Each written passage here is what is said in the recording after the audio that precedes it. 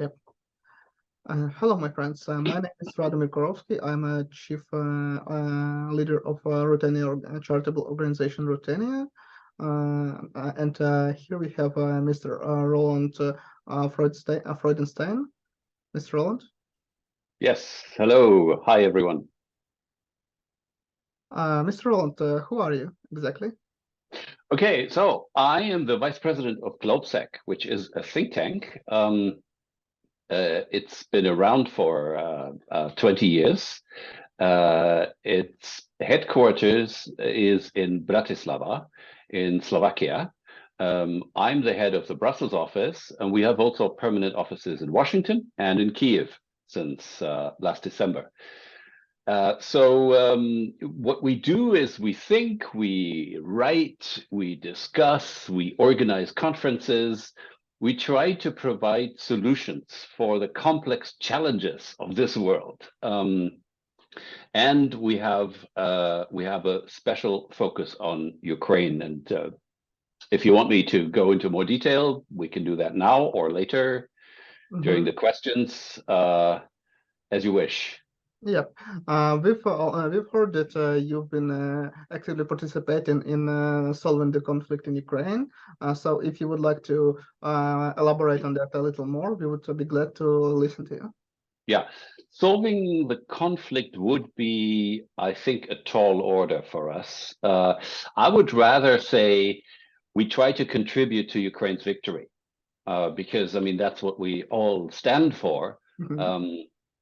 And we do so by organizing some humanitarian assistance. I mean, that's extraordinary for a think tank. Usually think tanks don't do this. And we also only do it for Ukraine. Things like non-lethal equipment for the armed forces, collecting money for drones and stuff like that. But the biggest part of our activity is what think tanks are really good at and what think tanks traditionally do. That is convening conferences and preparing publications. Of course, with proposals for governments to pick them up.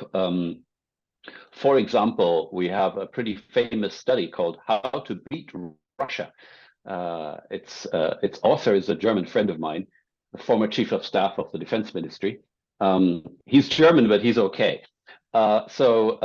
Nico Lange, for example, published a study after extensively talking to all his friends in the armed forces of Ukraine about what NATO forces can learn from Ukraine, and of course, also including how best to help Ukraine. But the main emphasis of that paper is what we can learn from Ukraine's successful defense.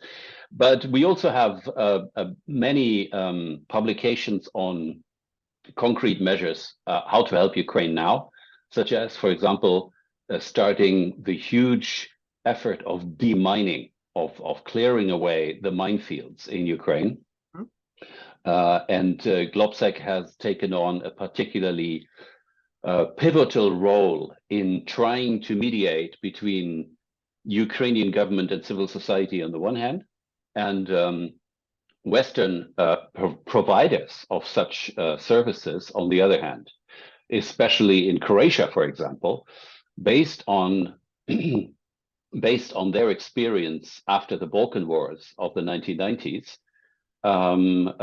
Croatian experts have a lot to say and a lot to advise Ukraine, and GLOBSEC is taking on an important role of mediating here and, facilitating, connecting. What we also do is we had a scholarship program during 6 months, starting last year, a scholarship program for Ukrainian political experts who came to Slovakia and other EU member state countries, and were they produced projects for us, paid by us.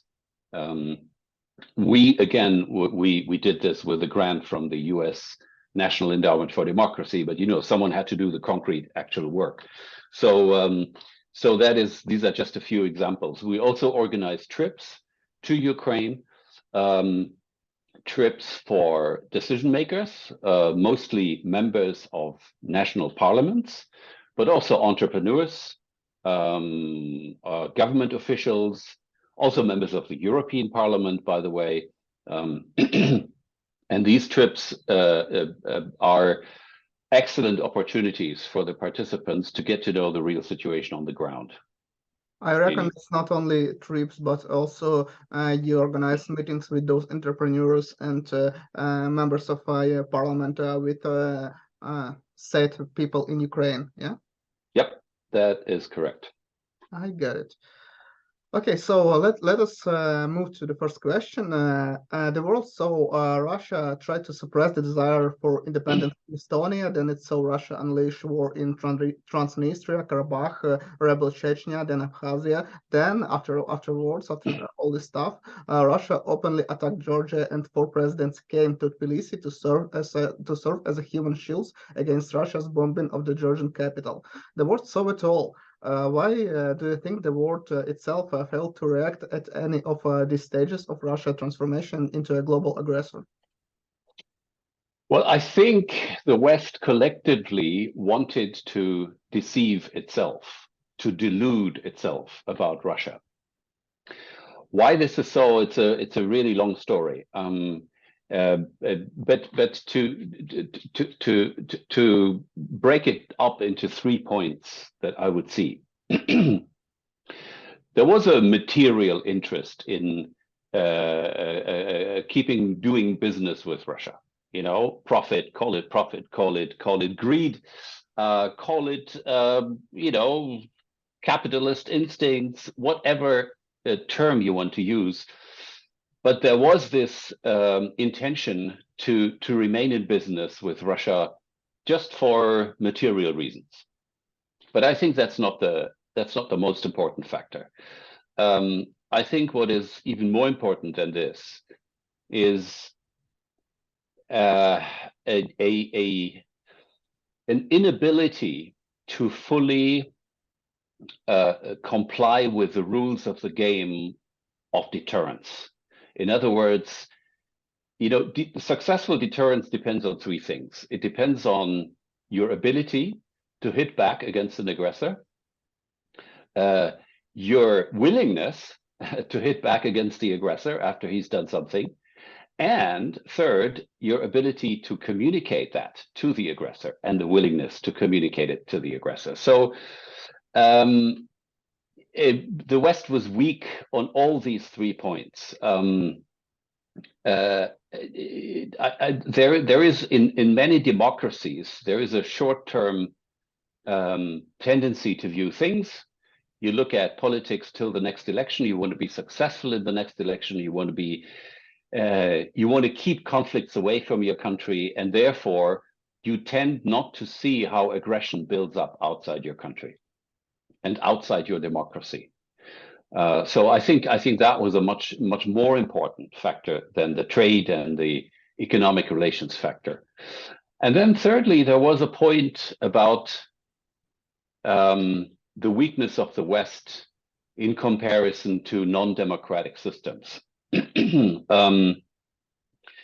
If you look at Western literature in the last 20 years, basically starting with 9/11 in 2001, you have an increasing feeling that the West has lost belief in itself, that democracies feel weak and vulnerable and not able to withstand authoritarian movements and countries, and of course terrorist organizations and so on. So the West lost hope and trust in itself, and that was also an important factor in making us not see the writing on the wall. But as the former Estonian president Toomas Ilves once said, Georgia 2008 was a wake-up call, but we decided to hit the snooze button ever since. And some people woke up in 2014, and some people only woke up in 2022. It's sad to say, but that's the fact.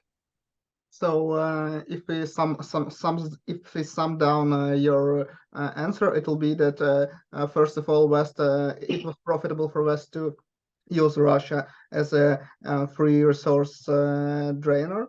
Then the second is that the West has turned a blind eye to this, to all these conflicts and all this science. And the third, that the West had its own problems with its identification. Yeah, that's about it. Okay, thank you. Let us move to the next topic. Isn't the world now repeating the same scheme on of nurturing the predatory encroachment of the aggressor, but with China? Perhaps at this stage, sanctions against China are needed to prevent them from turning into something similar to predatory Russia and, for example, take over the Taiwan? Well, there are certainly similarities. China is a strong ally of Russia at the moment. You know, their friendship has no limits, as Putin and Xi Jinping confirmed in February last year. But nevertheless, China is smarter than Russia, still, for the moment. You should never rule out the possibility of authoritarian rulers doing something really, really stupid. But for the moment, Xi Jinping is smarter than Putin. So they're not completely in this quasi-military posture against the West yet. It may change. Now,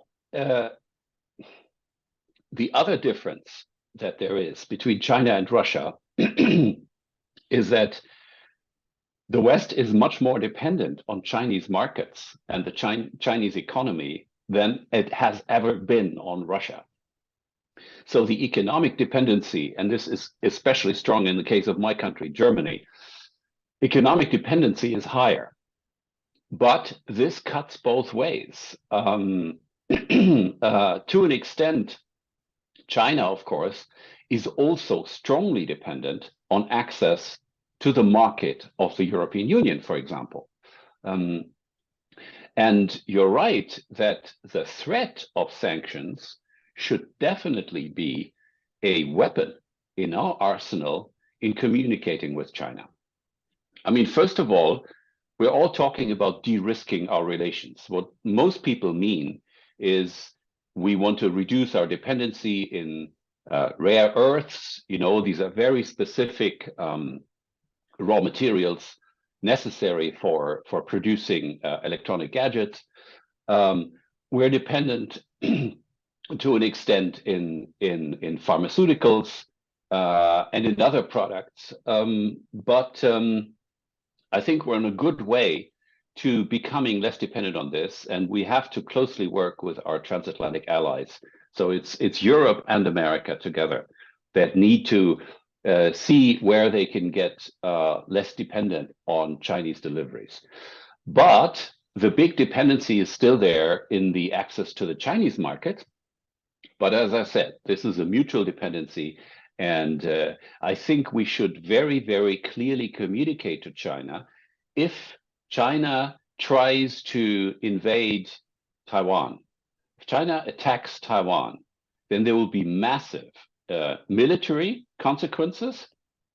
And these have to be largely by the democratic neighbors of China, meaning South Korea, Japan, other countries in the Indo-Pacific, but of course, above all, by the United States. I don't think Europe has much to do here.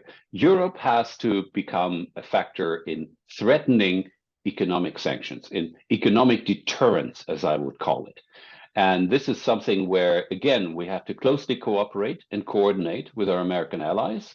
So there's no room for an independent European role that sometimes still, for example, President Macron of France or Chancellor Scholz of Germany are fantasizing about.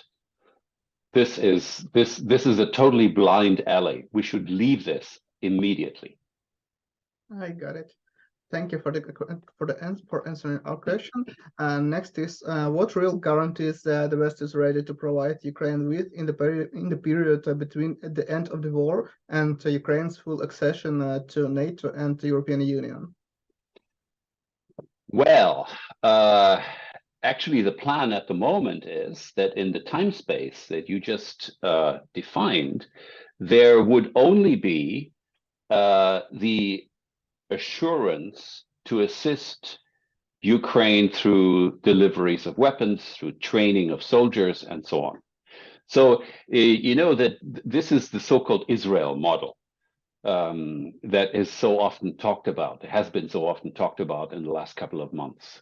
In other words, there is the only thing that is really guaranteed are weapons deliveries, but there is no security guarantee in the sense of an assured Western military response to an aggression against Ukraine, because that would be Article 5 of NATO. And as long as Ukraine is not member of NATO yet, I don't see any security guarantee, or at least any collective security guarantee of this sort. There may be bilateral declarations. For example, if you take Sweden and Finland, before they became NATO members, Great Britain extended a kind of security guarantee to those two countries, but they were not at war with anybody else. So, you know, I could see maybe after a successful Ukrainian defense against Russia, I could see individual countries making such kinds of declarations, but the main thrust of Western security cooperation with Ukraine before NATO membership will be assistance in terms of delivery and training. I got it. Thank you. So it will be more like Israel option. Yes, of course, except that Israel has nuclear weapons. Yeah. We all know this, and that's why you have a legitimate debate in Ukraine whether Ukraine should not get its own nuclear program. Now, I have no idea how realistic this is, but yes, there are people discussing that, precisely pointing to the Israel model that has been valid since the 1960s, basically.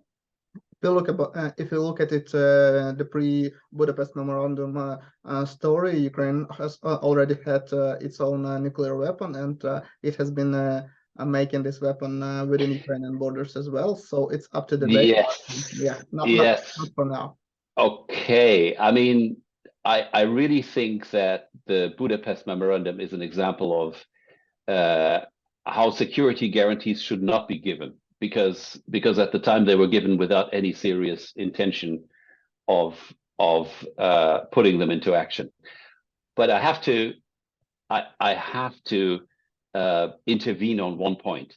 I do not think that Ukraine had nuclear weapons in 1994 in the sense that Russia or Israel or the United States or India has nuclear weapons. Okay, these were not weapons that Ukraine could have launched against any aggressor country. They were nuclear weapons on the territory of Ukraine.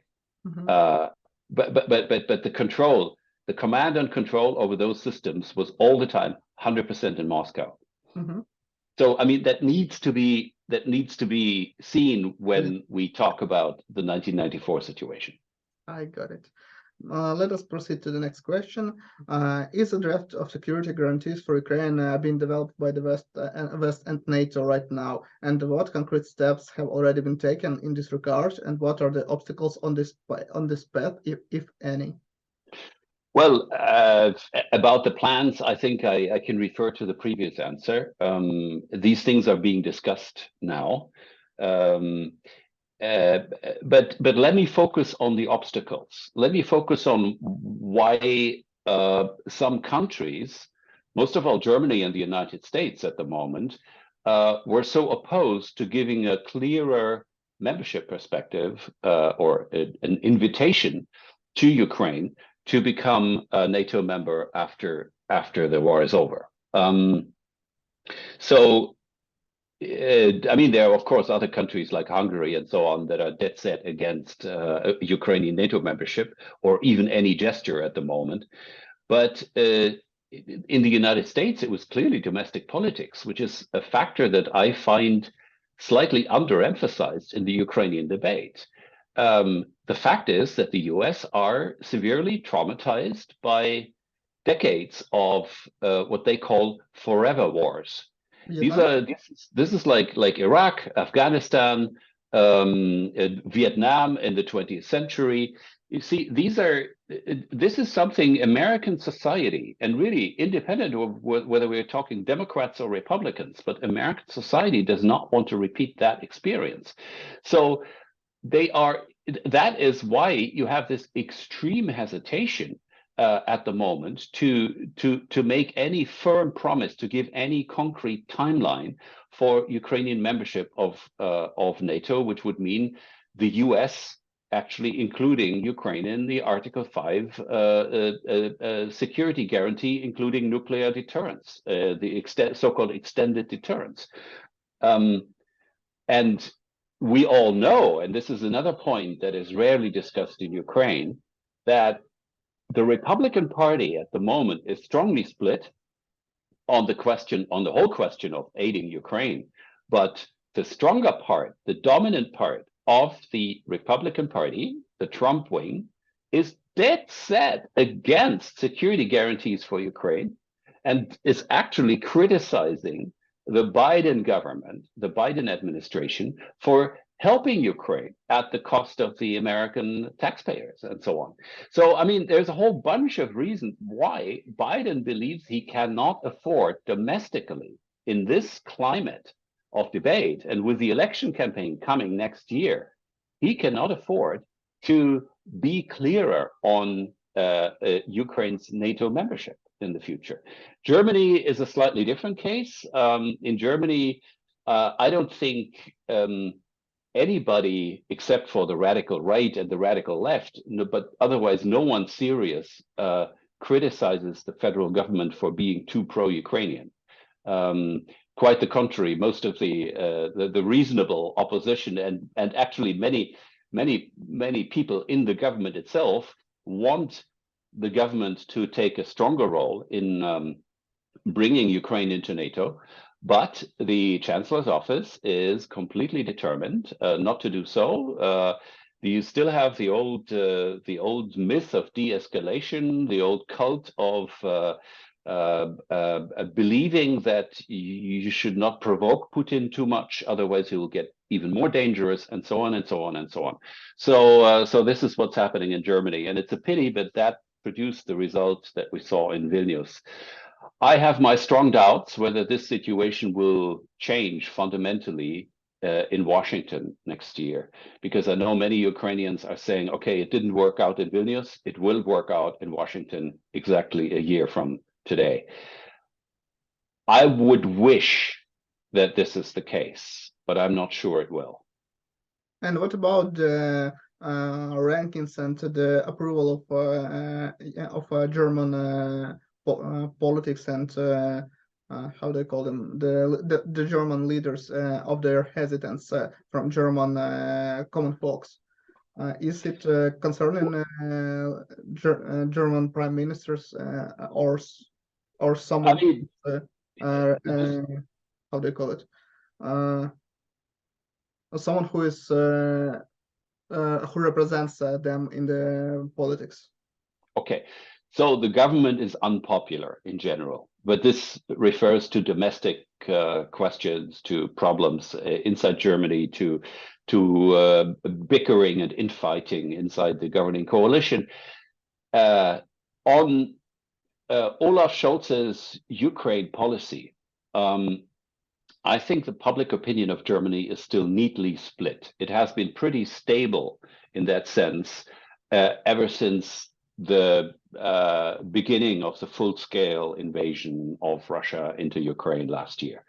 So one half of the people want the government to do much more and criticize Scholz for being too hesitant.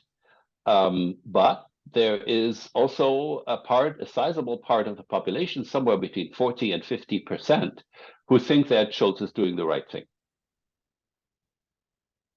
I got it. Thank you.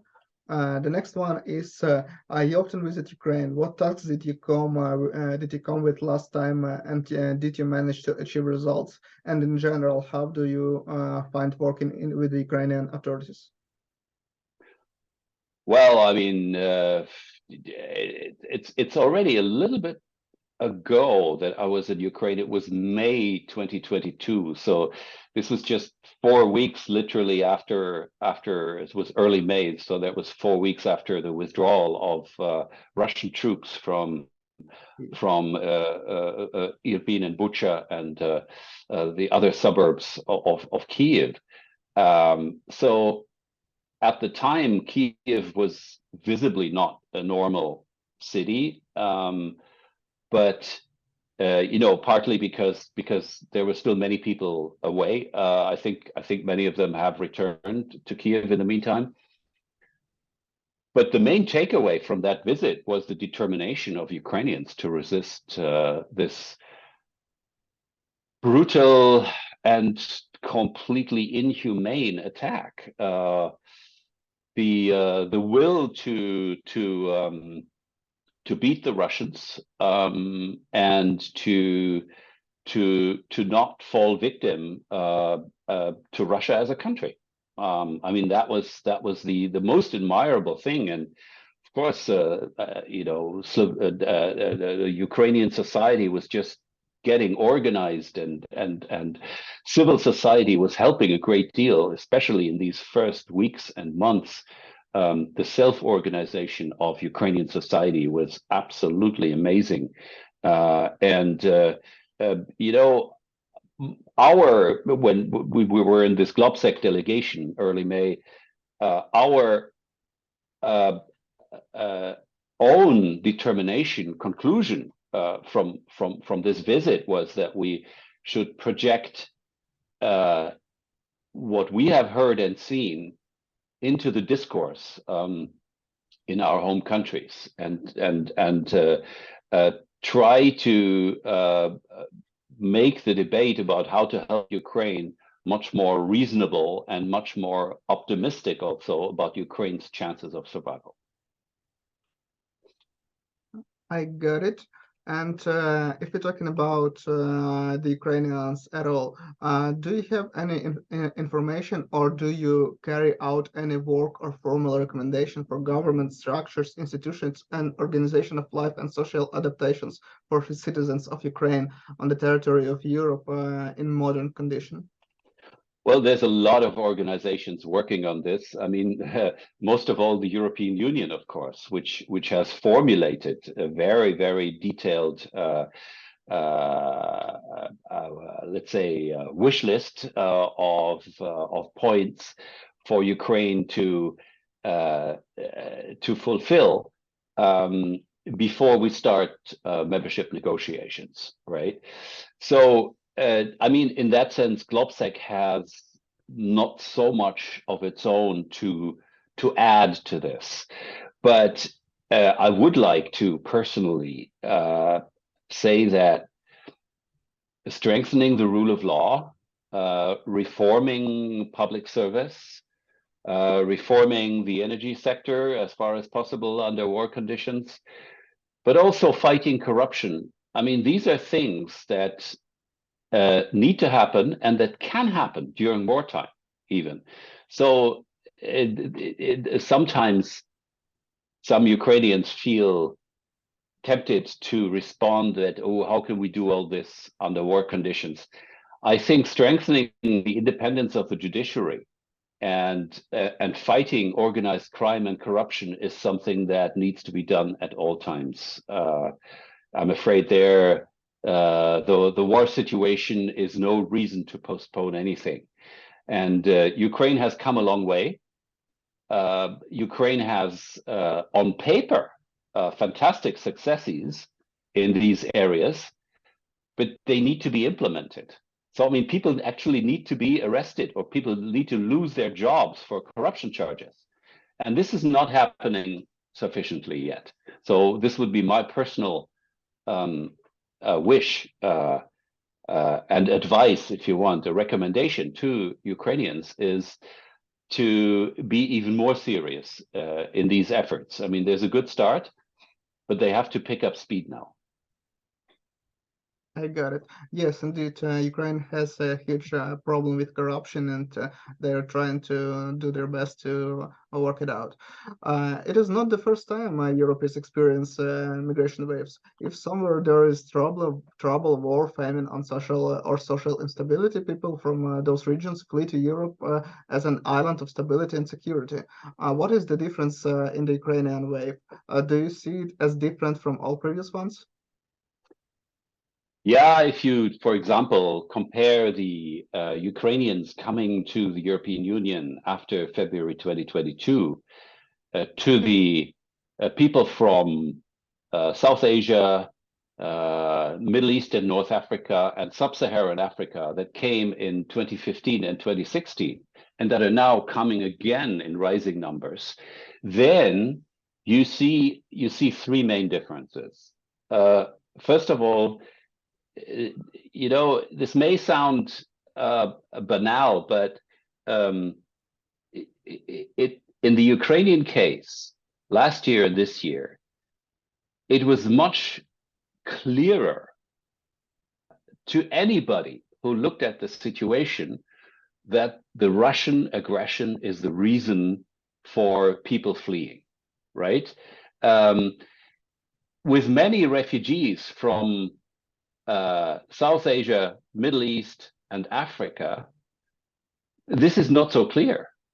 Also, sometimes we don't even know what nationality people are. They claim they have lost their passports or whatever. And it is extremely difficult to clearly define their status, because it makes a difference whether you want to work in a country or you want to benefit from its social welfare system, or whether you're just trying to save your life, you know. The so-called economic migration is not a reason to give people political asylum, for example. Is not a reason to put people under temporary protection. But if people are clearly fleeing from war, that is a much clearer case. So that was the first difference. The second one is, look, it may again sound completely banal, but among the Ukrainian refugees now in the European Union, there's a share of 80% or more of women and children, right? For obvious reasons, we all know why. But if you look at the refugees from the rest of the world, between 50 and 80% were young men, ages like from teenage to 25 or so.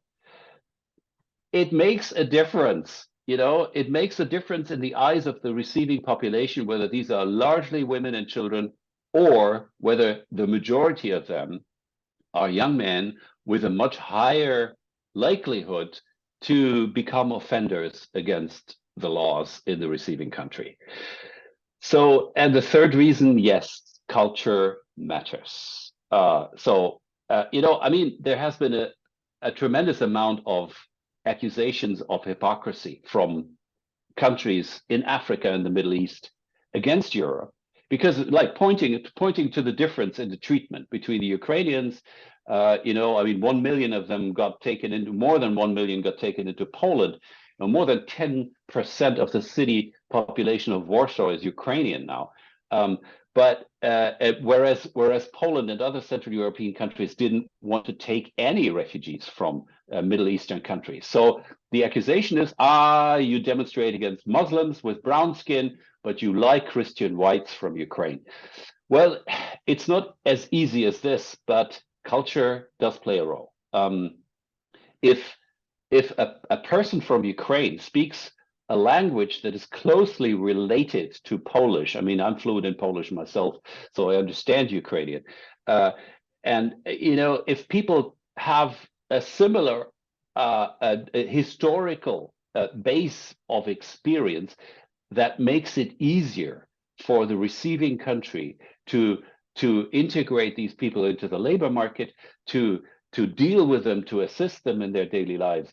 So yes, culture matters, and for these three factors, I mean, the reason for the refugee wave, as well as the male-female divide, as well as closeness or not in a cultural way.